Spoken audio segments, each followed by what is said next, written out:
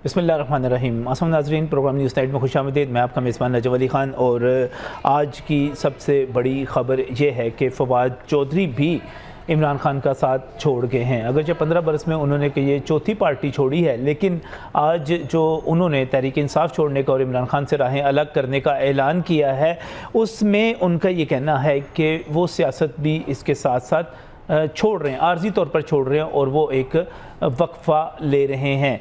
फ़वाद चौधरी के verified account से जो ट्वीट किया गया वो आपके सामने है और इससे पहले शीरी मज़ारी समेत बहुत बड़ी तादाद में जो है रहनुमा छोड़ चुके हैं पाकिस्तान तहरीक इंसाफ को, इमरान खान को। और इमरान खान साहब के जो बुरे दिन है वो यूँ लगता है कि इस वक्त एक अरूज की तरफ जा रहे हैं। पार्टी बिखर रही है, मुसालिहत की उम्मीद ख़त्म हो रही है और ये उम्मीद भी ख़त्म हो रही है कि दोबारा इमरान खान साहब जो है इक़्तिदार में आ सकते हैं। फ़िल वक्त अभी तक यही सूरत हाल है और बात सिर्फ फ़वाद चौधरी के छोड़ने की नहीं है, बल्कि ज़राए का ये भी कहना है कि एक और पाकिस्तान तहरीक इंसाफ जो है वो भी पाइप लाइन में है और एक बहुत बड़ी डेवलपमेंट और होने जा रही है। और वो जहांगीर तरीन जो है उन्होंने लाहौर में डेरे डाल लिए हैं। उनके लाहौर में डेरे डालने के बाद कोई 20 के करीब अहम रहनुमा हैं जिनके बारे में कहा जा रहा है कि वो जहांगीर तरीन से मुलाकातें कर चुके हुए हैं। वो लाहौर में एक सियासी दफ्तर भी कायम कर रहे हैं। जहांगीर तरीन का लाहौर में सियासी दफ्तर कायम करना, यहाँ पर मुलाकातें करना पाकिस्तान तहरीक इंसाफ जो कि बची कुची पार्टी है उसके लिए एक ख़तरे की अलामत हो सकता है, क्योंकि इस वक्त तक अभी यही सवाल ज़ेर बहस है कि वो तमाम लोग जो पाकिस्तान तहरीक इंसाफ छोड़ रहे हैं वो किधर जा सकते हैं, किस पार्टी में जा सकते हैं। तो इसके हवाले से जो बात की जा रही है वो पाकिस्तान पीपल्स पार्टी भी है और दूसरी तरफ मुस्लिम लीग नून ने भी मशरूत तौर पर ऐलान किया है, कुछ शर्तें आयद करते हुए कि कुछ रहनुमाओं को लिया जा सकता है। पाकिस्तान पीपल्स पार्टी के अलावा जो एक उम्मीद जाहिर की जा रही है वो ये है कि जहांगीर तरीन का ग्रुप जो है वो एक्टिव हो सकता है पाकिस्तान तहरीक इंसाफ के एक नए ग्रुप के हवाले से। इसके साथ ही जो बड़ी डेवलपमेंट और हो रही है वो ये है कि पाकिस्तान तहरीक इंसाफ के तमाम सहूलतकार भी मुश्किल में और मुसीबत में आते चले जा रहे हैं। इस वक्त आज फैसल वोडा का जो आपने बयान सुना, उन्होंने साबिक DGISI जनरल रिटायर्ड फैज़ हमीद जो है, लेफ्टिनेंट जनरल रिटायर्ड फैज़ हमीद, उन पर भी संगीन किस्म के इल्ज़ाम आयद कर दिए और ख़ासतौर पे 190 मिलियन पाउंड की करप्शन के हवाले से जो बात की जा रही है इसका बड़ा एक वाज़ेह मतलब दिया जा रहा है। वाज़ेह मतलब ये दिया जा रहा है कि अगर हम फैज़ हमीद की बात करते हैं या हम खतीजा शाह की बात करते हैं, खतीजा शाह जो कि साबिक army chief general Asif Nawaz की नवासी हैं और सलमान शाह जो कि साबिक वज़ीर ख़ज़ाना उनकी साहबजादी हैं और जिनके बारे में ये पता चला कि बड़ी आला और बड़ी अहम जगहों से ये बात सामने आई कि सिफारिश की गई कि उनको गिरफ़्तार ना किया जाए, लेकिन जो असूली फ़ैसला कर लिया गया था कि 9 मई के वाक़यात में कोई भी मुलव्वस होगा और ख़ासतौर पे वो बंदा जिसने GHQ पर हमला किया, जिसने शोहदा की यादगारों पर हमला किया और जिसने कोर कमांडर हाउस लाहौर पर हमला किया, उनमें से किसी को भी माफ़ नहीं किया जाएगा। तो ये बात सामने आ रही है कि अगर खदीजा शाह नहीं बच सकती, वो गिरफ़्तार हो सकती हैं, अदालत में पेश हो सकती हैं, उनका जिस्मानी रिमांड तो नहीं हुआ लेकिन वो जुडिशल रिमांड पे जा सकती हैं, जेल में जा सकती हैं, तो फिर इसके बाद कोई भी ऐसा बंदा नहीं है जिसको स्पेयर किया जा सकता है। लिहाजा ये बात भी कही जा रही है कि बिल्कुल फैज़ हमीद साहब जो हैं वो भी मुश्किलात का शिकार हो सकते हैं आने वाले चंद दिनों में। और मुश्किलात सिर्फ यहाँ तक ही महदूद नहीं है, एक तो सोशल मीडिया पे मजाक शुरू हो गया कि इमरान खान खुद किस पार्टी को ज्वाइन करेंगे और सियासत छोड़ने का कब ऐलान करेंगे, लेकिन जो हकीकी मुश्किल एक और सामने आ सकती है वो ये है कि हुकूमत ने और PDM ने, वज़ीर दिफा ने ये बात बताई है कि पाबंदी लगाने के लिए, तहरीक इंसाफ पर पाबंदी लगाने के लिए काम शुरू कर दिया गया है। अब जो है ये गौर जो हो रहा है ये आज से शुरू नहीं हो रहा, बल्कि हकीकी बात यह है कि लाहौर में निगरान वज़ीर आला पंजाब मोहसिन नकवी ने जब सीनियर सहाफ़ियों से मुलाकात की थी और उसके बाद उन्होंने चीफ इलेक्शन कमिश्नर से भी जो मुलाकात की थी, तो उन्होंने 9 मई के मामलात में जो वाक़यात थे तमाम के तमाम सबूत तमाम के तमाम सामने रख दिए थे और बरमला ये कहा था कि इन तमाम वाक़यात में पाकिस्तान तहरीक इंसाफ मुलव्वस है, बतौर तंजीम, बतौर जमात और उसके सियासी रहनुमा मुलव्वस है। और उसी दिन से बुनियाद रख दी गई थी कि आप पाकिस्तान तहरीक-ए-इंसाफ पर पाबंदी लगा सकते हैं, लेकिन अभी पाबंदी नहीं लगेगी। उसकी शायद एक वजह यह भी हो सकती है कि जब तक चीफ़ जस्टिस मौजूद हैं और वो रिलीफ दे रहे हैं तो ये पाबंदी शायद अभी ना लगे। लेकिन इमरान खान साहब के जो बुरे दिन हैं वो अपने अरूज पर पहुंच चुके हुए हैं। इस हवाले से जो है आगे आने वाले दिन क्या हो सकते हैं, मज़ीद कौन लोग छोड़ सकते हैं, और जो अफवाहें जारी हैं कि अभी तक तो चौधरी परवेज़ राय साथ डटे हुए हैं, मोनस लाई भी डटे हुए हैं, कितनी देर वो साथ रहेंगे, बहुत सारी अहम पेशरफ्त होने वाली है, उस पर बात करेंगे आज के प्रोग्राम में। हमारे साथ जो सीनियर तजियाकार और चीज़ों को बहुत ही करीब से देखने वाले हमारे बहुत ही मारूफ रिपोर्टर्स, सहाफ़ी, तजियाकार हमारे साथ यहाँ पर स्टूडियोज़ में मौजूद हैं। मैं मशकूर हूँ, रिजवान जलाल हमारे साथ यहाँ पर मौजूद हैं, सीनियर सहाफ़ी हैं, तजियाकार हैं। इसके साथ ही अयाज शुजा हमारे साथ यहाँ पर स्टूडियोज़ में मौजूद हैं। अयाज शुजा हमारे ब्यूरो चीफ़ है लाहौर रंग के, और पॉलिटिकल रिपोर्टिंग के हवाले से और ब्यूरोक्रेसी की रिपोर्टिंग के हवाले से एक मुनफरिद पहचान और एक आला मुकाम रखते हैं। इसके साथ ही मैं बहुत ही मशकूर हूँ, बिलाल मिर्ज़ा हमारे साथ यहाँ पर मौजूद हैं। बिलाल मिर्ज़ा को ये क्रेडिट हासिल है कि एक जितनी देर यहाँ पर लाहौर में एक्टिविटी होती रही, ये ज़मान पार्क में मौजूद रहे और तमाम एक्टिविटी को करीब से देखते रहे। वो तमाम कैंप जो लगे रहे, वो तमाम लोग जो मिलने के लिए आते रहे, पुलिस का मुकाबला किस तरह किया जाता रहा, और किस तरह यहाँ पर सैकड़ों और हज़ारों पुलिस के अहलकार जो थे वो इमरान खान के घर तक पहुँचने में नाकाम हो गए। मैं जब इमरान खान साहब के बुरे दिनों की बात कर रहा हूँ तो मैं बिलाल मिर्ज़ा की तरफ जाना चाहूँगा। सबसे पहले बिलाल, इस वक्त ज़मान पार्क की क्या सूरत हाल है? वो जो बड़ा आबाद था और वो जो बड़ा महफूज था, वो अब किस हाल में है? देखिए नजम साहब, बहुत शुक्रिया, आपने मुझे प्रोग्राम में मदऊ किया। इससे कबल ये जो ऑपरेशन हुए हैं या इससे पहले भी जो हालात की अगर बात करें तो पहले तो बड़ी रौनकें थी, मेले का समा था। 3 नवंबर से लेके 1 महीना कबल तक तो बड़ा वहाँ पे जो रश था, और रात के वक्त फ्री में खाने भी मिला करते थे और फ्री में लोगों को आउटिंग की एक लाहौर के अंदर ये प्लेस बन गई थी कि फैमिलीज़ वहाँ पर आउटिंग करने के लिए आया करती थी। अगर बात करें जब से खान साहब ने पंजाब की टिकटों का फैसला किया था, टिकटें जारी की थी, वहाँ पर जो कैंप्स थे वो गैर आबाद होना शुरू हो गए थे। अच्छा, ये भी खबर मैंने ही दी थी कि ज़मान पार्क में जो है वीरानगी छा चुकी है, क्योंकि जब ऑपरेशन हुआ था उन दिनों की अगर मैं आपको बात बताऊं तो जब ऑपरेशन हुआ था तो लाहौर की कैबिनेट समेत वहाँ पे कोई बंदा दिखाई नहीं दिया था हमें। वो जो KPK से आए हुए लोग थे, वो जो फाटा से आए हुए लोग थे, वो जो महमद एजेंसी से आए हुए लोग थे, उन्होंने ही उस ऑपरेशन का सामना किया था। उनमें से जो पठान थे, वो जो वहाँ से आए हुए लोग थे, उन्होंने इस ऑपरेशन में पुलिस की मज़ाहमत भी की थी, पुलिस की जानिब से। अभी जब टिकटों का फैसला हुआ तो जिन लोगों को टिकटें नहीं मिली वो गायब हो गए। वो तो गायब हो गए ना, जिनको टिकटें मिली थी वो भी दिखाई नहीं दिए थे ऑपरेशन में। ऑपरेशन में तो ये खान साहब ने जो बहुत अच्छा फैसला अपनी तरफ से उन्होंने किया हुआ था कि उन्होंने जो डेरा इस्माइल खान से वो जो उनके बड़े करीबी साथी हैं वो अमीन गंदापुर को बुलवाया हुआ था। उनके साथ एक पूरी उनकी डंडा बरदार फोर्स भी आई हुई थी। अच्छा। जिन्होंने मज़ामत की, वो जो पेट्रोल बम्स की बात की जाती है, वहाँ पे जो पुलिस की गाड़ियाँ का जलाओ गिराव हुआ था। ये कह रहे हैं कि गैर आबाद होना उसी वक्त शुरू हो गया था जब टिकटों के फैसले हुए थे, और जिन लोगों को टिकटें नहीं मिली, बल्कि उनके साथ साथ जिनको टिकटें मिली वो भी जो चले गए, और फिर खैबर पख्तूनख्वा के लोग थे वहाँ पर ज़्यादातर। बिल्कुल ऐसे हुआ है, और जिन लोगों को टिकटें मिली थी वो भी दिखाई नहीं दिए थे, क्योंकि कुछ लोग ऐसे थे उनको यकीन दहानी करवाई गई थी कि अगर ज़मान पार्क के बाहर आप कैंप्स लगाएंगे, 50 से ज़्यादा बंदे जो जिसके कैंप में मौजूद होंगे उनको पंजाब असम्बली का टिकट जारी किया जाएगा। जबकि मैं ऐसे बहुत से लोगों को जानता हूँ वहाँ पे जिनको ये यकीन दहानी के बावजूद जो है जैसे टिकटों की अनाउंसमेंट हुई उन्होंने एक दिन नहीं गुजरने दिया, वहाँ से कैंप उखाड़ना शुरू कर दिए, क्योंकि वो जिस लालच में बैठे हुए थे उनको इल्म था कि हमें टिकटें मिलेंगी, हम पंजाब असम्बली का इलेक्शन कॉन्टेस्ट करेंगे। और इस कदर वो यकीन दहानी करते थे कि जब हमारी उनसे मुलाकात होती थी तो हमें कहते थे कि हमारी टिकट कन्फर्म है, बल्कि हम तो अब किसी और के हल्के के लिए बैठे हैं सिफारिश करने के लिए कि हम उसको टिकट दिलवाएंगे। जब उनको टिकट नहीं मिली, वहाँ पर दुम्बड़ बहुत मशहूर था और अफ्तारियाँ भी करवाई हैं उसने 27-28 दिन इस लालच के अंदर। कौन? वहाँ पे दुम्बड़ था। दुम्बड़ जी। अच्छा। उसके बाद साकिब भट्टी थे। आपको पता होगा कि ज़मान पार्क के अंदर जितनी भी अफ्तारियाँ होती थी जो मटन के साथ दी जाती थी और खुश्क मेवा जात भी दिए जाते, खान साहब के घर के अंदर जो अफ्तारियों का सिलसिला जारी रहा है। PP 45 से साकिब भट्टी, अच्छा, उन्होंने करोड़ों रुपए खर्च किए हैं जबकि उनको टिकट नहीं मिला। वो बड़े मायूस थे और वो सियालकोट से उनका बिलोंगा, और वो इस बात का जो है वो कहते हैं कि मुझे टिकट दिलवाने में सियालकोट के मशहूर हैं जी उस्मान डार साहब, पाकिस्तान तहरीक इंसाफ इमरान खान के बड़े क्लोज समझे जाते हैं। तो उनकी वजह से वो उनको टिकट नहीं मिला जब हमारी उनसे बात हुई है।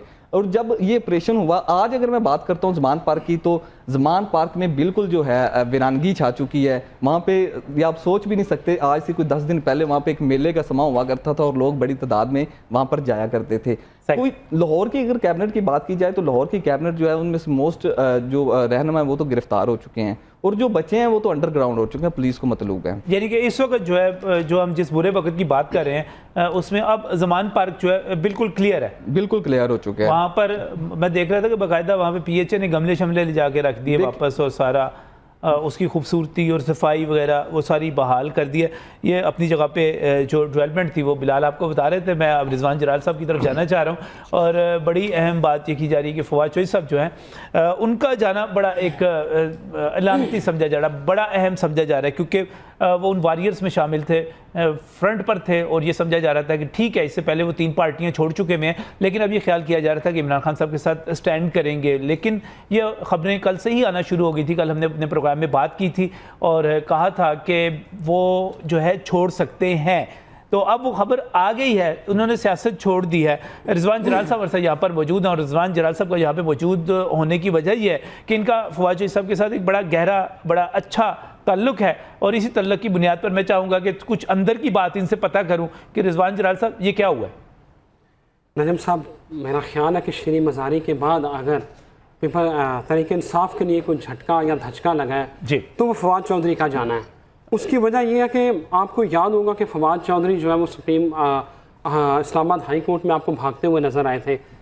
शराज अहमद शराजी हमारे रिपोर्टर हैं, उन्होंने बड़ी अहम खबर जो दी है, उन्होंने कहा कि जब वो भागे थे उसके ऊपर जो है वो इमरान खान जो है वो फवाद चौधरी से नाराज़ थे, और दूसरा उनके ऊपर ये खदशा था कि जब इमरान खान को गिरफ़्तार किया गया तो वो सुप्रीम कोर्ट में फवाद चौधरी एक मंसूबे के तहत जो है वो सुप्रीम कोर्ट में बैठे रहे। और उसके बाद एक इस वक्त जो खबर ये है कि जो सीनियर क़यादत है तहरीक इंसाफ की, उन्होंने फवाद चौधरी के नंबर जो है वो ब्लॉक कर दिए हुए हैं, और इवन इमरान खान ने फवाद चौधरी का नंबर ब्लॉक कर दिया हुआ था। और उस वाक़े के बाद होना ये चाहिए था कि एतमाद की बहाली के लिए काम किया जाता। जो फवाद चौधरी वो भागे, जिसके ऊपर जो है वो नाराज़ थे इमरान खान। उसके बाद जो फवाद चौधरी की एहलिया है, उन्होंने इमरान खान के ऊपर तनकीद की, एक ट्वीट किया था हिबा ने, उन्होंने कहा था कि आप फवाद का नाम लेना भूल गए हैं जी। उसके बाद जो है ना ये मामलात जो है वो खासे ख़राब होते आए।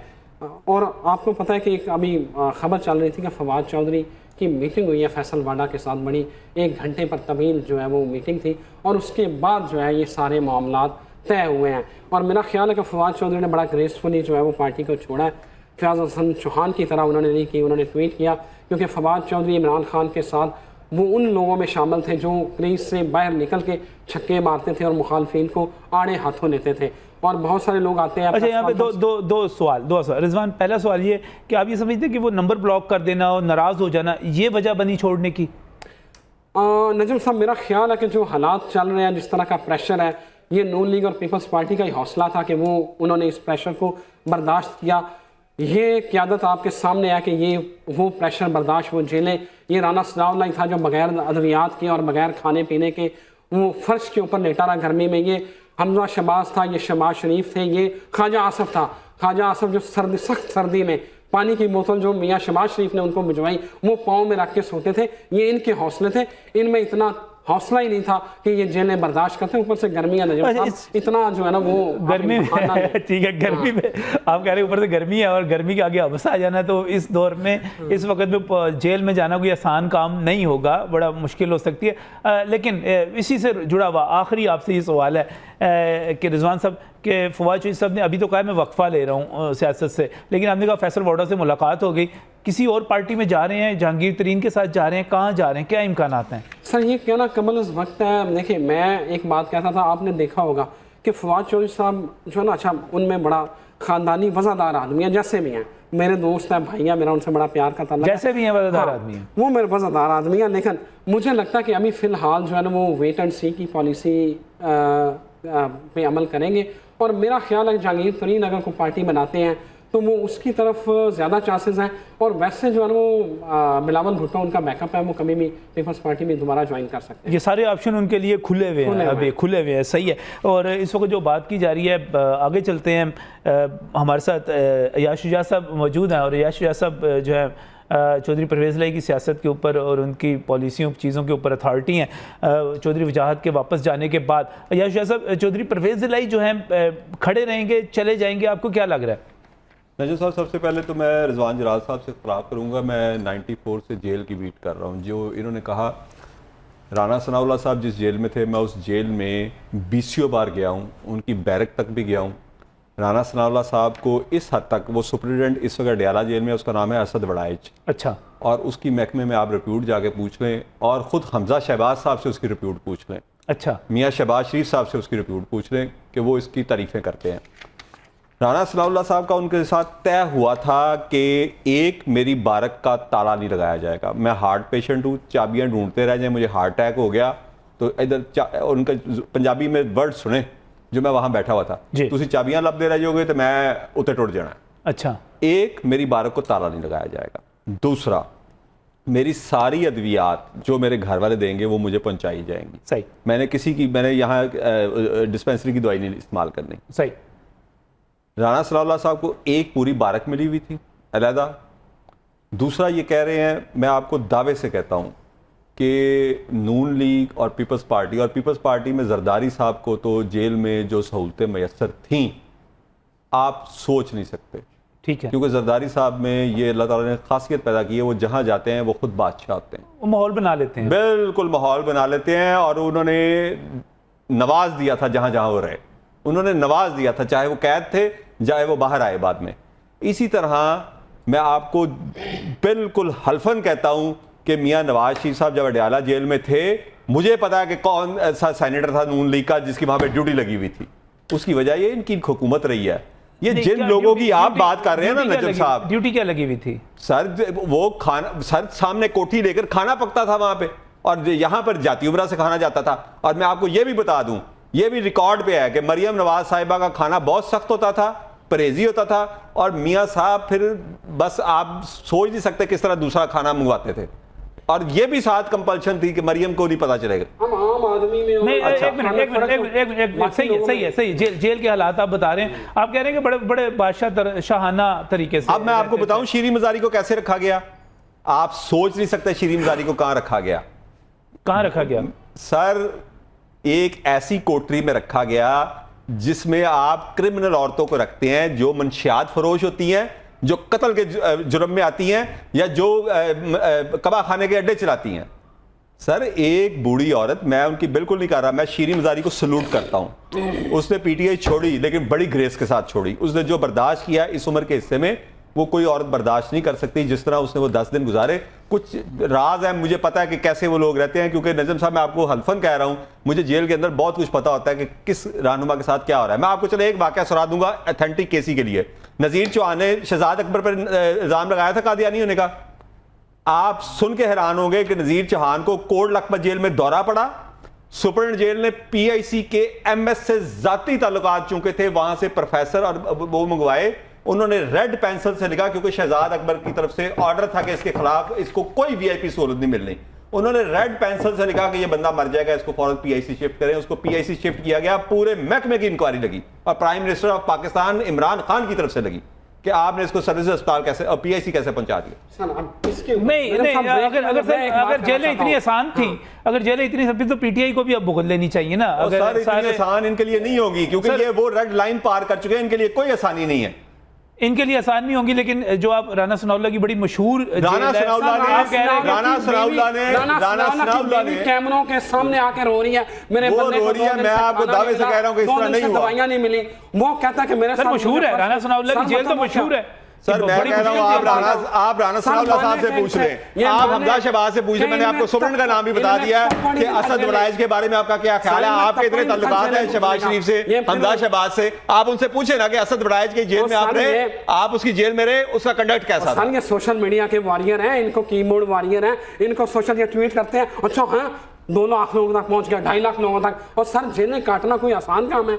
4 दिन इन्होंने जेलें काटी हैं, जुबानें इनकी हलक से बाहर आ गई हैं। राना सनाउल्लाह की बीवी नजम साहब कैमरों के सामने पहली बार आके आपने उसके रोना देखा होगा कि मेरे बंदे को 2 दिन हो गया, ना खाना घर से खाने दिया है, ना इसे दवाइयाँ दी गई हैं। आप राना साहब से हलफ उठवा लेंगे, ये उनके साथ हुआ है? चलें राना सनाउल्लाह साहब से खुद हलफ उठवा लें, क्या आपके साथ जेल में ये सलूक हुआ है?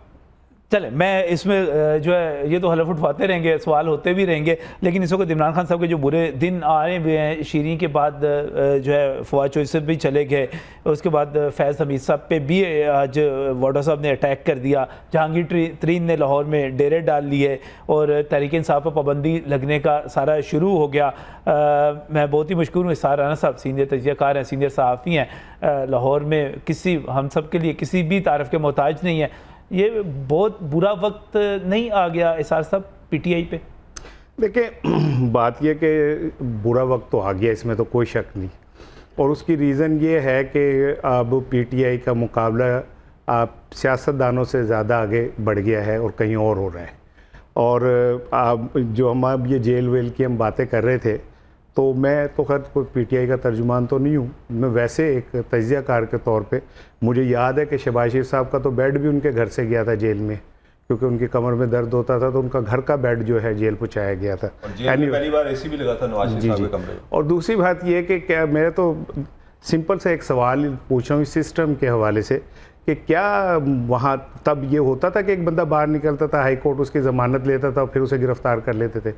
क्या चीफ जो आज जस्टिस गुल हसन साहब ने जो कहा है कि मैं तो ज़मानत ले लूँगा, लेकिन वो तब तक आपको नहीं छोड़ेंगे जब तक आप प्रेस कॉन्फ्रेंस नहीं कर लेते, तो इससे बड़ा इस निज़ाम के ऊपर कोई सवालिया निशान हो सकता है कि जो एक मोअज़्ज़िज़ जज है वो अपनी बेबसी बता रहा है कि जी मैं ज़मानत ले भी लूँ तो वो नहीं छोड़ेंगे आपको जब तक आप उनकी हमायत का ऐलान नहीं करेंगे। तो ये सारी चीज़ें जो हैं मैं समझता हूँ कि किसी तरह भी कोई जमहूरियत के लिए कोई अच्छे शगुन नहीं है।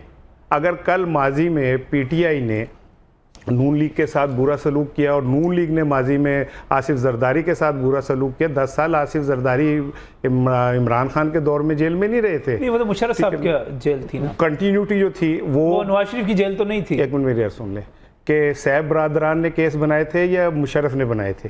केस तो सैफ बरादरान ने बनाए थे जो नवाज शरीफ साहब के अंडर काम करते थे। सैफ बरादरान वो दोनों भाई थे जिन्होंने बनाए थे, जिन्होंने बाद में फिर जरदारी से जाके माफ़ी मांगी पैर पकड़ के कि हमें माफ़ कर दें, हमने आप पे गलत केस बनाए। बहरहाल वो तो एक माजी का वो है, लेकिन अब जो मैं ताज़ा सूरत हाल है उसमें जिस तरह लोग जा रहे हैं, तो ये कोई अचंभे वाली बात नहीं है कि वो लोग जा रहे हैं और वो छोड़ रहे हैं और इससे वो इमरान खान को पता नहीं क्या हो जाएगा। जिन्ना चीज़ा सन उन्होंने वापस ले लिया।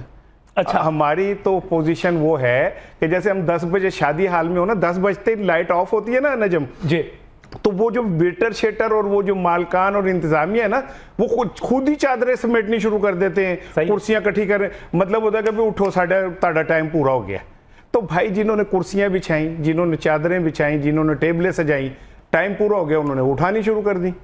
तो ये कोई अचंभे वाली बात नहीं है। साडा चिड़िया था चंबा वे बाबल सा उड़ जाना, ये तो पहले दिन से हमें पता था सबको, ये कोई नई बात है। साड़ी दूर उड़ारी वे बाबल सा मुड़ नहीं आना। लेकिन इस मुश्किल के बाद इसार साहब अभी यहाँ पे जो बात हो रही थी और रिजवान साहब भी कह रहे थे कि जनाब पाकिस्तान तहरीक इंसाफ से इस तरह लोग जा रहे हैं, दूसरी पार्टियों से नहीं गए, लेकिन मेरा ख्याल है कि पीपल्स पार्टी को जब पहले मार्शाल्लाह का सामना करना पड़ा था तो लोग इसी तरह गए थे, और जब मुस्लिम लीग नून को मुशर्रफ के मार्शाल्लाह का सामना करना पड़ा था, उसके बाद फिर वो पार्टियां कुंदन बन के निकली, वो लोग बाकी रह गए जो वाकई ही भुट्टो खानदान या आप जरदारी साहब जिसके साथ पीपल्स पार्टी के साथ वाबस्ता थे, या फिर मुशर्रफ के मार्शाल्लाह में वो लोग बाकी रह गए जो मियां नवाज शरीफ के साथ दिल से वाबस्ता थे।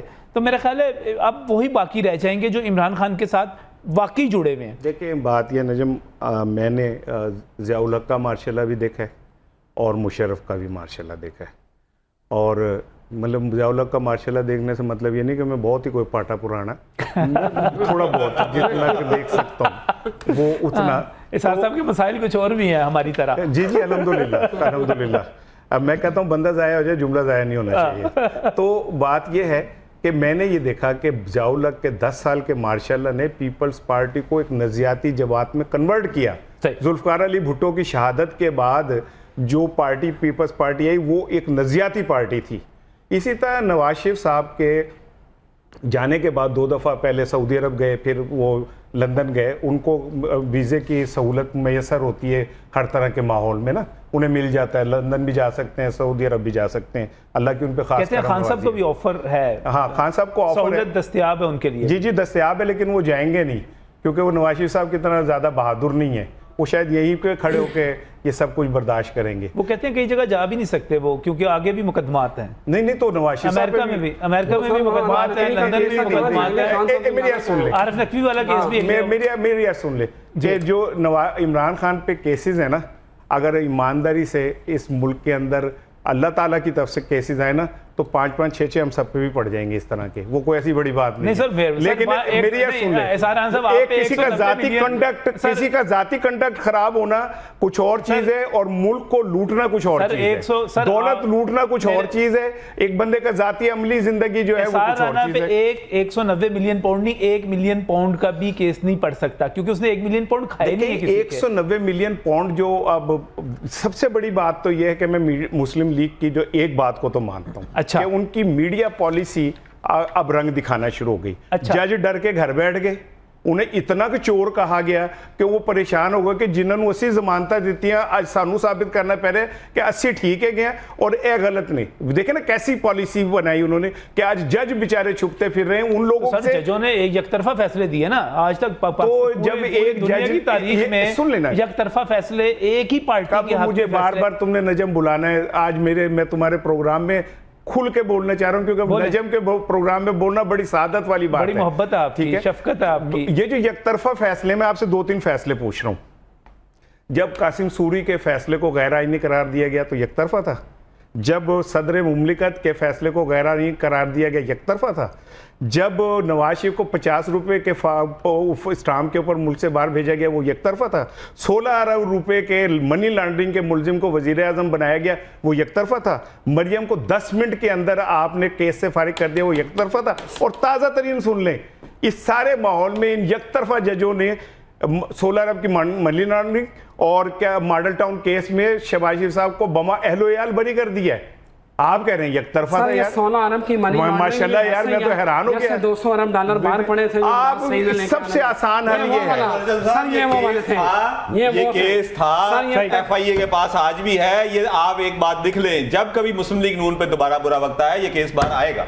और दूसरी बात ये, जिस केस की आप कह रहे हैं यार, वो तो जमीन पे यूनिवर्सिटी मौजूद है, अल-कादिर यूनिवर्सिटी, वहां पे तो तालीम का सिलसिला भी जारी है। और सबसे बड़ी बात जो है, कसूर ये है कि वहां पे आप सल्लल्लाहु अलैहि वसल्लम के हवाले से लोगों को अमली तौर पे बताया जाता है कि हमारे नबी और हमारे सहाबा और हमारे वो अजदाद जिन पे हम फख्र करते हैं वो क्या थे, रूहानियत पढ़ाई जाती है। ये कसूर है, ये जुर्म है, जमीन के ऊपर वो जगह मौजूद है यार, वो कोई जुर्म हो गया। काबा में नारे लगाए थे, वो जगह जहां पे अल्लाह के नबी ने कहा, जहां पे हदीस है कि आपने अल्लाह ऊंची आवाज में बात नहीं करनी, वहां नारे लगाए। अगर मजहबी टच देना ही है तो फिर ये बुरा वक्त इसलिए आया है कि वहां चले मजहबी टच नहीं देना, मजहबी टच नहीं देना, बल्कि इससे बचने के लिए हम ब्रेक ले लेते हैं, ब्रेक से वापस आते हैं तो यहीं से बात को आगे बढ़ाते हैं कि अब आगे क्या होने वाला है। सीनियर और संजीदा लोग मौजूद हैं, क्या बताते हैं इस ब्रेक के बाद।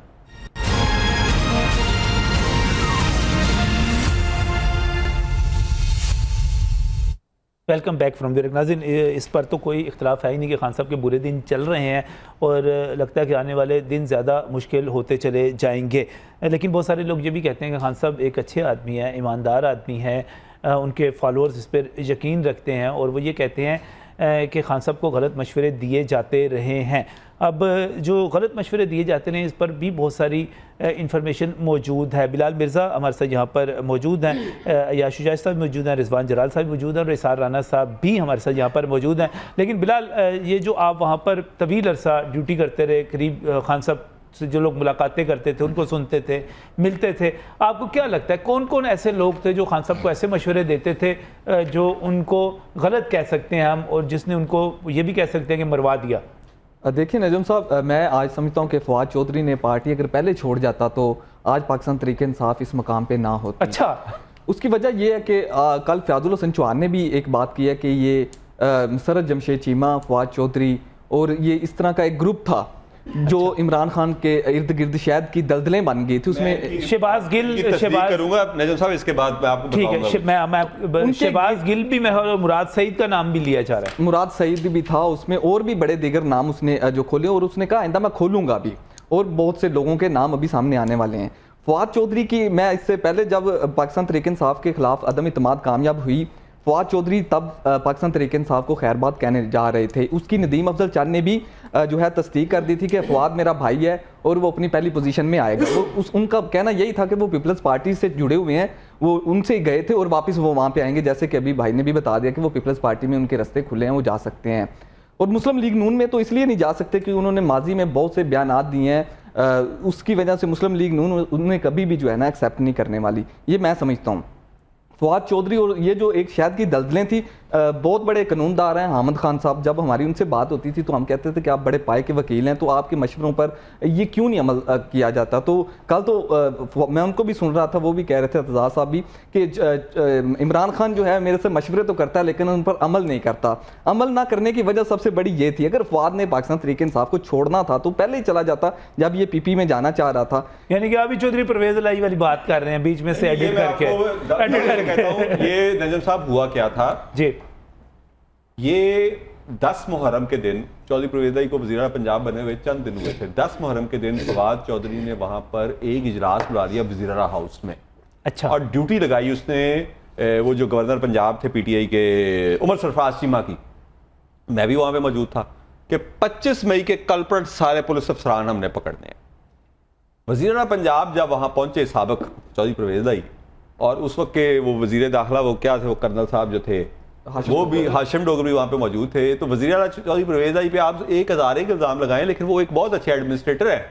उनको पंजाब अपनी उंगलियों पे याद है कि पंजाब में अगर आज 10 मुहर्रम का जुलूस है तो किधर किधर मामलात ख़राब होने हैं।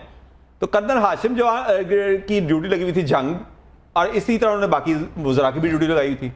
वो जब वहाँ पहुँचे और उन्होंने वहाँ पे 40-50 गाड़ियाँ देखी, तो उन्होंने वहीं पे जो चीफ सिक्योरिटी अफसर था उससे पूछा कि ये गाड़ियाँ इतनी यहाँ पे छुट्टी वाले दिन क्या कर रही हैं, कौन आए हुए हैं। यानी उन्होंने लालमी से पूछा कि मुझे मिलने कौन इतने लोग आ गए। उन्होंने कहा जी कि वो अंदर मीटिंग उमर सरफराज चीमा साहब ने बुलाई हुई है, 25 मई के जो साने के पुलिस अफसरान हैं उनके खिलाफ उनको एक तो डिटेक्ट करना है और फिर उनके खिलाफ कार्रवाई होनी है। उस पर चौधरी साहब की आवाज़ वहाँ से ऊँची हुई तो अंदर मीटिंग रूम तक गई कि बाहर काटो ना सारे नू। यानी उनका कहने का मकसद था कि आज 10 मुहर्रम में हम यहाँ पर लोगों की सिक्योरिटी के लिए जुलजना के जुलूसों को घर तक पहुँचाने के लिए बैठे हैं, ये पुलिस अफसरान के खिलाफ कार्रवाई के लिए बैठे हैं। उन्होंने वहाँ बदतमीजी करके उन सबको वहाँ से निकाला और कर्नल हाशिम को फ़ोन करके कहा कि मैंने आपकी ड्यूटी कहाँ पे लगाई थी। उन्होंने कहा जंग, तो आप इधर क्या कर रहे हैं, अभी इसी वक्त निकले। अच्छा, ये जो सारा हुआ सीन, इसके बाद मुझे नहीं पता कि उनको गुस्सा आया चौधरी परवेज पे, उसके बाद गुस्सा आया, उससे पहले कोई गुस्सा था। पंजाब असम्बली को तोड़ने के हवाले से जितना इमरान खान पर दबाव फवाद चौधरी का था, और ऑडियो लीक भी आपने सुन ली चौधरी परवेज की, वो और बात है कि बाद में उनको इमरान खान ने कहा, किसने कहा, उन्होंने माजरत की कि मेरा ये मकसद नहीं था, लेकिन वो बात उन्होंने बिल्कुल सही की थी। पंजाब असम्बली तोड़ने से पहले चौधरी परवेज ने पंजाब असम्बली तोड़ने का एक बार नहीं नजम साहब 100 बार, और आपको पता क्या लफ्ज बोले थे आखिरी बार? मैंने कहा खान साहब आज बार 600 बंदा ताड़ी सिक्योरिटी वास्ते खलोता जे, कल 600 बंदा तुहानू चुक्कन इत्थों आए। यानी कि ये जो फैसला, ये तो अब सब मान रहे हैं ना कि पंजाब असम्बली या खैबर पख्तूनख्वा असम्बली तोड़ना जो था ऐसा फैसला था जिससे ये करवाए गए इमरान खान से। ये फवाद चौधरी, मुसर्रत जमशेद चीमा और ये जो पूरा ग्रुप गिर्द इकट्ठा होता था, ये वो फैसले करवाता था। नजम साहब, और आपको ना मुझे आज एक बात की समझ नहीं, सार राना साहब और यास साहब को ना बड़ी हमदर्दी हो रही है शीरी मजारी के साथ और बाकी जितने भी हमारे पीटीआई के जो मुझे भुट्टो के साथ भी हमदर्दी है नजम साहब, मैं हल्फन कहता हूं, मुझे जुल्फकार अली भुट्टो के साथ भी हमदर्दी है, मुझे बेनज़ीर के साथ भी हमदर्दी है, मुझे बेनज़ीर के जेल जाने पे भी हमदर्दी है, मुझे नवाज शरीफ के 2 बार एग्जाइल में जाने पर भी हमदर्दी है। मेरी हर उस सियासी रहनुमा के साथ हमदर्दी है जिसे आप गैर आईनी तरीके से निकालते हैं। सुन ले, हमदर्दी नहीं इस जमात के साथ जो पार्टी छोड़ रहे हैं, जिस तरह छोड़ रहे हैं, मेरी कोई हमदर्दी नहीं। वजह सुनने, आप पूछेंगे क्यों हमदर्दी नहीं, मैं कुछ संग दिल नहीं हूँ, कुछ सख्त दिल नहीं हूँ। इमरान खान ने कहा कि जबरी शादियों का तो सुना था, जबरी तलाकें हो रही हैं। हजूरे वाला जब जबरी शादियां करवाई जाती हैं तो जबरी तलाक़ें भी होती हैं। ये मैरिज ऑफ इनकन्वीनियंस थी जो 2008 में आपने शुरू की। तब आप दुल्हे थे, आप लुड़ियाँ डाल रहे थे, आपको एक एक इलेक्टेबल एक एक उम्मीदवार ला के आपको एज ए दुल्हन पेश किया जाता था और आप भंगड़े डालते थे, आप लुड़ियाँ डालते थे। उसकी वजह यह है कि आप तब बेनिफिशरी थे, आप हुकूमत बनाने जा रहे थे। लेकिन आप देखें जो पीपल्स पार्टी और नून लीग मिसाके जमहूरियत के बाद जिस सियासत में उस गंद को खत्म कर चुके थे, एक सियासत में वजादारी और वो आ चुका था। नवाज शरीफ काला कोट पहनकर यूसुफ रज़ा गिलानी के खिलाफ गए अदालत में और जलसों में कहते थे नीचे उतरो, तुम्हें सुप्रीम कोर्ट ने तो एक नहीं 100 वज़ीर आज़म भी उतारने पड़े तो उतारेंगे। ये 90 के बाद हुआ था। 90 की सियासत के बाद देखिए सियासतदान ने सियासत करनी है, अब वो ये बातें भी ना करें, लेकिन ये कि घरों में घुसना, ये इस तरह की करना, ये कब शुरू हुआ? ये तरीके इंसाफ ने दोबारा शुरू किया। नहीं, सुप्रीम कोर्ट में भी मेरा ख्याल है इमरान खान ने नवंबर 97 में हमला करवाया था। आप यकीन करें, आप निकाल के देखें, इमरान खान उस वक्त सबसे पहला बंदा था जो उसमें चढ़ा था। वतनी के बाद मिसाके जमहूरियत कब हुआ है? मिसाके जमहूरियत की बात करूं, पीछे भूल छोड़ देंगे क्या हुआ? उसके बाद जो सियासत में गंद डाला, इलेक्टेबल्स की सियासत इमरान खान ने शुरू की। ये नून लीग की बलोचिस्तान की हुकूमत किसने खत्म की थी? मिसाके जमहूरियत के गंद के बाद, मिसाके जमहूरियत के गंद के बाद ये नून लीग की बलोचिस्तान की हुकूमत जरदारी साहब ने खत्म की थी। आपको भी पता है किसने खत्म की, क्यों खत्म की? सर मैं आपकी तरफ आ रहा हूं, मैं आपकी तरफ मेरी बात सुने कि वो पार्टी क्या, जिस पार्टी का टिकट अब नदीम अफसर चांद का बयान रिकॉर्ड पे है, DGISI जो है जनरल फैज हमीद वो टिकटें देता था। इमरान खान को ये नहीं पता होता था कि जो इलेक्टेबल्स आ रहा है उसका नाम क्या है। आप इनके साथ हमदर्दियां करते हैं। सर ये जैसे आए थे वैसे गए, आए जहाज में थे, जहाँ पैदल रहे, मेरा दुख ही है बस। चलें ठीक है, आए जहाज में थे, जहाँ पैदल रहे हैं। और वैसे एहसान साहब, अब आपको लग क्या रहा है कि इमरान खान साहब का, क्योंकि वापस तो सारे ही आते रहे हैं, जैसे पीपल्स पार्टी भी वापस आई, मुस्लिम लीग नून भी वापस आई, मार्शल का सामना करने के बाद वापस आई, आपको लग रहा है कि इमरान खान की वापसी हो सकती है या PTI की वापसी हो सकती है? सबसे पहले तो मैं रिजवान जराल साहब का शुक्रिया अदा करता हूँ। इनकी जेब में फतवों का एक पूरा थैला है, ये किसी को भी हुब्बुल वतनी का दे सकते हैं, किसी को कुफर का दे सकते हैं। और मुझे तो उन्होंने आज कह दिया कि PTI के ये पता नहीं मैं ओहदेदार हूँ या क्या? वो मैं माजूद चाहता हूँ, मैंने ऐसा कोई इल्जाम नहीं, वो अभी अयाज को मुझे दोनों को कहा। तो चलें, एक हमें दीवाना कहना कोई नया इल्ज़ाम नहीं, दुनिया वाले दिल वालों को और बहुत कुछ कहते हैं। बात यह है कि हम दो चीज़ों पे बात कर रहे हैं। एक ये कि इलेक्टेबल्स इमरान खान को दिए गए, और दूसरा ये कि उन्होंने असेंबली तोड़ के गलती। अच्छा, वो तो वैसे आपने खुद भी कहा था कि वो जिनका जो देते हैं वापस ले देते हैं। मैं सब वो इस पे इन दोनों चीज़ों पे on a very serious note दो बातें करना चाहता हूँ। बिल्कुल ठीक है, इमरान खान को इलेक्टेबल्स दिए जिन्होंने, और उन्होंने ले भी लिए, लेकिन कोई क्या ये बताएगा कि ये जो छांगा मांगा के अंदर पूरे अरकान असेंबली के रेवड़ उठा के ले जाए जाते थे और मरी में रखे जाते थे, और छांगा मांगा में उनको किस किस तरह खुश किया जाता था, क्या क्या मंगवा के दिया जाता था पेशावर तक से, तो उस पर कभी कोई बात करेगा कि ये आगाज़ कहाँ से हुआ था? कोई इसके ऊपर तो सर अयूब दौर से ही हो गया था। नहीं। और उसके बाद हमने एक सानिया भी देखा, आप पीछे से पीछे चलते जाएंगे तो वो तो फिर बहुत बात। मुस्लिम लीग की जो एक तारीख है ना, वो ऐसी है। 1955 में मुस्लिम लीगी रात को मुस्लिम लीगी सोए थे और सुबह वो रिपब्लिकन पार्टी बन गए थे, पूरी की पूरी जमात। वो इसी तरह चलता है। अब आ जाए असेंबली तोड़ने के ऊपर कि इमरान का ये फैसला सही था या गलत था। देखें, अगर किसी मुल्क में आइन और कानून की पासदारी हो तो फिर तो ये असेंबली का तोड़ने का फैसला बिल्कुल ठीक था। 90 दिन में इंतखाबात होने चाहिए थे। लेकिन अगर किसी मुल्क में क्यों ठीक था सर? क्या जरूरत क्या थी? मैं अर्ज करता हूँ इस पे कि क्या जरूरत थी। वो जरूरत वही थी जो सिंध हाउस के अंदर लोगों को इकट्ठा करके और फिर उनके बाद एक आदम एतमाद लाई गई थी। ये वही जरूरत थी। प्रोजेक्ट इमरान को खत्म करने के लिए प्रोजेक्ट शहबाज शरीफ को लाने की जरूरत थी, तो उसके वाइस वर्सा पे कुछ तो होता है, ठीक है ना सर? अब मैं मेरी बात का हो जाए, फिर मैं चाह रहा हूँ क्या इमरान खान का फैसला मैं कहता हूँ गलत था, बिल्कुल ब्लंडर कर दिया। लेकिन क्या आइन इमरान खान के साथ दफन होना चाहिए? आइन अगर ये कहता है कि 90 दिन में इंतखाबात कराएं, तो क्या इसलिए इंतखाबात नहीं होने चाहिए क्योंकि इमरान खान ने असेंबली तोड़ दी?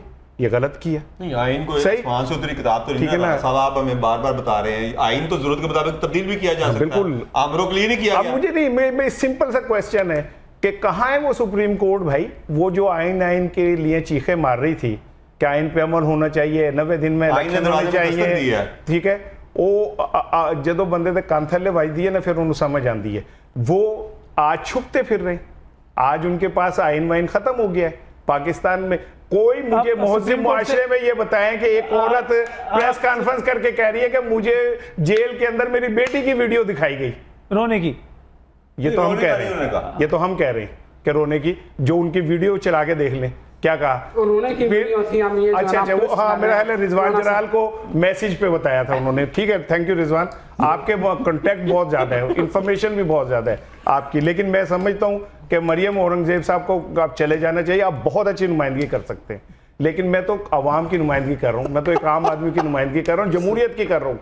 कि क्या किसी जमहूरियत में एक औरत जो बीमार है, उसे 4 दफा जमानत मिली, चारों दफा उसे डयाला जेल भेज दिया गया, और 5वीं दफा वो कहती है उसको तो जमानत मिल गई, इनको तो जमानत भी नहीं मिलती थी। 90 दिन इनका रिमांड जो है वो चलता था।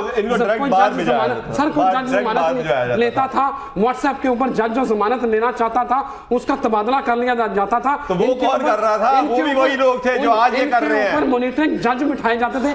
नजम साहब ये क्या होता था? नहीं रिजवान, ये तो 4-4 दिन बाद मैं आपकी इस बात से बिल्कुल, देखें सियासी बहस अपनी जगह, मैं इस बात से बिल्कुल मुत्तफिक हूँ। ये बड़ी ज्यादती थी कि शहबाज शरीफ साहब को डिग्गी में बंद करके ले जाके मिलवाया जाता था।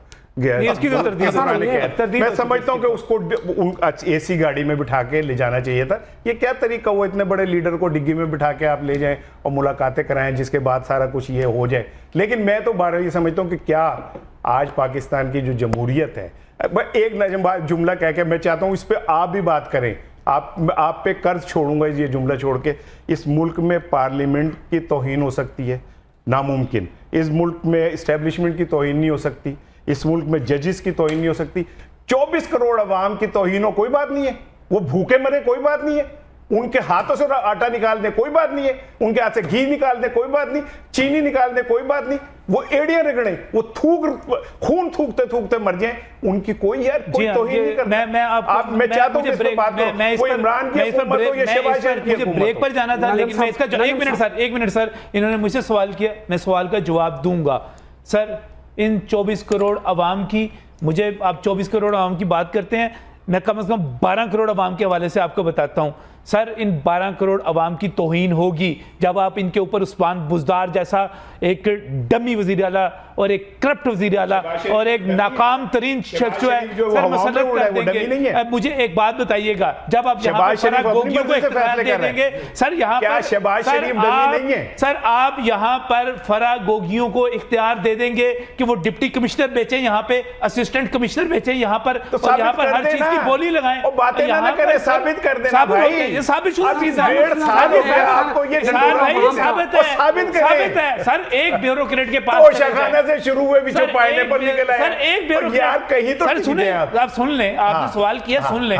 सर, एक ब्यूरोक्रेट के पास आप चले जाएं और उनसे पूछे कि यहाँ पर किस तरह मंडियां लगाती रही, तो पहले नहीं यहाँ पर टीके नहीं लगती थी सर, नहीं लगती थी सर, मैं गवाही देता हूँ सर, मैं गवाही देता हूँ सर, मैं गवाही देता हूँ, मैंने परवेज लाई और शहबाज शरीफ के दौर में ये मंडियां लगती नहीं देखी। बुज़दार का कसूर ये था कि उस बेचारे को मीडिया फेस नहीं करना था। बुज़दार का दौर बदबूदार था, मुझे कमेंट नहीं करना चाहिए था। इतना करप्ट दौर मैंने अपनी पूरी जिंदगी, नकई साहब का दौर इतना करप्ट नहीं था, फट्टू साहब का दौर इतना करप्ट नहीं था। सर ये तो बाजी ले गए थे।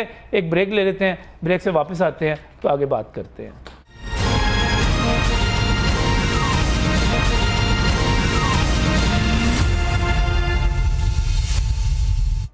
वेलकम बैक फ्रॉम देयर नाज़रीन। आज जो आपके सामने इंकशाफात हो रहे हैं, जो चीज़ें सामने आ रही हैं, यकीनी तौर पर ये एक जो प्रैक्टिकल जर्नलिज्म करने वाले लोग हैं, ये वही सारी बता सकते हैं। हम ये जो आज सारी बातें हो रही हैं, ये कोई ड्राइंग रूम की पॉलिटिक्स की बातें नहीं हो रही, ड्राइंग रूम की बातें नहीं हो रही। ये वो लोग हैं जो फर्स्ट हैंड इन्फॉर्मेशन रखते हैं, और इसी फर्स्ट हैंड इन्फॉर्मेशन की बुनियाद पर प्रोग्राम का आखिरी हिस्सा मुख्तसर तरीके से सबसे पूछूंगा कि आपको अब PTI का मुस्तकबिल क्या नज़र आ रहा है। रिजवान जलाल साहब।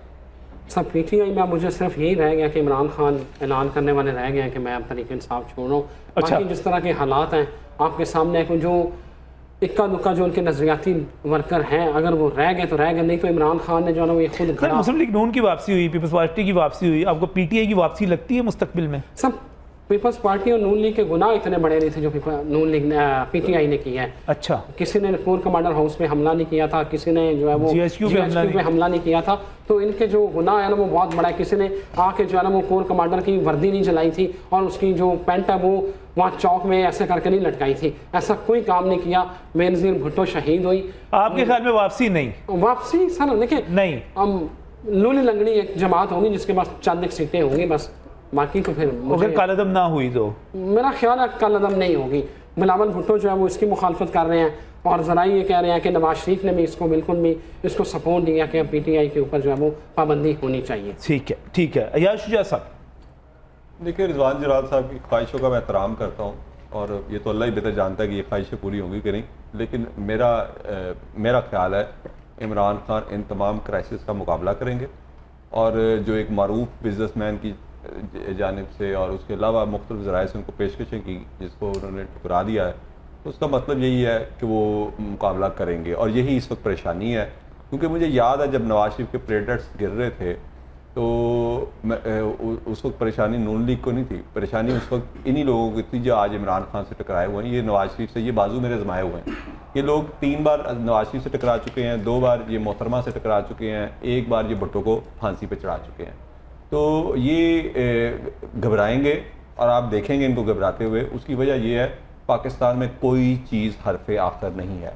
अगर मोइन कुरैशी नामी शख्स कराची एयरपोर्ट पर उतरता है और उसके प्रोटोकॉल पे खड़े लोगों को ये नहीं पता कि ये इस मुल्क का निगरान वज़ीर-ए-आज़म आपका ख्याल है इमरान खान मज़ामत करेंगे और वो मज़ामत जो है परेशानी भी पैदा करेगी और जो है वापसी लेकर आएगी? इसार राना साहब, पाकिस्तान तहरीक इंसाफ का इमरान खान साहब का मुस्तकबिल क्या नज़र आ रहा है? देखें, जो लोग ये समझते हैं कि इमरान पीटीआई ख़त्म हो जाएगी तो पंजाबी में कहते हैं कि कावां दे अखें टगे नहीं मरते होंगे, ठीक है। अच्छा। वो और पीटीआई को ख़त्म करना इतना आसान नहीं है। दूसरी बड़ी बात मेहनत से ये बनी भी है, जाहिर है सारी जमातें ऐसे बनी है। इमरान खान जरा चूंकि कम थोड़ा इतना पैसे नहीं थे उसके पास तो उसे 22 साल लगे, कुछ ने कोठियां बना के दे दी जनरल्स को तो वो वजीर बन गए। वो मेहनत है अपनी अपनी। लेकिन मैं ये समझता हूँ कि अगर इमरान खान पार्टी छोड़ भी दे, खुद भी छोड़ दे, तब भी पाकिस्तान के अवाम पीटीआई को वोट देंगे। उसकी वजह ये बात बिल्कुल ठीक की मेरे रिजवान जलाल ने कि इमरान खान के गुनाह बहुत ज़्यादा हैं। उसने इस सिस्टम के सारे लुटेरों को एक ही वक्त में चैलेंज कर दिया, तो फिर ये तो होना था जो उसके साथ हो रहा है। या तो वो किसी एक को छोड़ देता, उसने तो सारे को ही चैलेंज कर दिया। इस स्टीरियोटाइप सिस्टम के तमाम बेनिफिशियरीज को चैलेंज कर दिया, तो फिर ये भुगतना है, उसने भुगतेगा। भुगतेंगे और खान साहब अकेले ही सबसे लड़े। बिलाल, आपको क्या लग रहा है ज़मान पार्क की रौनकें बहाल होंगी? सब देखें, अब तो क्रिकेट के अंदर अंपायर भी जो है रूल सिस्टम वो भी चेंज हो गया। हमारे सियासतदानों को भी चाहिए अपना अंपायर चेंज कर लें। दूसरा, सियासी जमातें कभी जो है ख़त्म नहीं हुआ करती, सियासी जमातें रहा करती हैं। मुस्लिम लीग नून को भी ख़त्म करने के बड़े दावे हुए थे, ख़त्म नहीं हो सकी। इसी तरह पीपल्स पार्टी के नाम बदल के आज वो हुकूमतों में बैठे हुए हैं। दूसरा, मैं आपको बताऊं, फसलों हवाओं का रुख तब्दील होने दें, फसलें तैयार होने दें, ये परिंदे फिर से लौट कर वापस आएंगे। ये फिर वापस आपको उम्मीद है कि इनका घर यही है, ये फिर वापस आएंगे। ये वापस, क्योंकि बहुत सारे इसमें अहम चीज़ ये है कि बहुत सारे लोग सियासत छोड़ने का ऐलान कर रहे हैं, किसी और पार्टी में जाने की बजाय सियासत छोड़ने का ऐलान कर रहे हैं। ये जो थोड़ी सी अलार्मिंग चीज़ है, थोड़ी सी कि जो किसी और पार्टी में जा रहे हैं वो तो अपना मुस्तकबिल बना लेंगे, लेकिन ये बाकी क्या बनेगा? खैर, इस पर सर करते रहेंगे। ये बात करते हुए आपका लहजा आपका साथ नहीं दे रहा था कि सियासत छोड़ने का ऐलान कर रहे हैं, जैसे आपको पता ही नहीं कि उनसे करवाया जा रहा है। वो सियासत इसलिए छोड़ने कि उन्हें कोई पार्टी लेने को तैयार नहीं है, इसलिए छोड़ने। अगर उनको लेने को तैयार हो तो वो पार्टी सियासत कभी ना छोड़ें, वो कहीं ना कहीं जंप कर जाएं। लेकिन थैंक्स टू मीडिया कि उसने इन तमाम लोगों का बयानिया इस सतह पे अवाम तक पहुंचा दिया कि अब कोई बहुत ही बेशरम होगा जो अपना बयानिया बदलने में टाइम लेगा। बहुत बहुत शुक्रिया बिलाल मिर्ज़ा साहब, बहुत शुक्रिया इसार राना साहब, बहुत शुक्रिया अय्याज शुजा साहब, बहुत शुक्रिया रिजवान जलाल साहब। और नाज़रीन, प्रोग्राम के आखिर में मैंने कहना है कि अय्याज शुजा साहब और इसार राना साहब ने जितनी बातें की वो मुझ पर सुनना फ़र्ज़ थी और इसका सवाब भी होगा, क्योंकि दुखी लोगों की बातें सुनना बड़े सवाब का काम होता है। अल्लाह हाफ़िज़।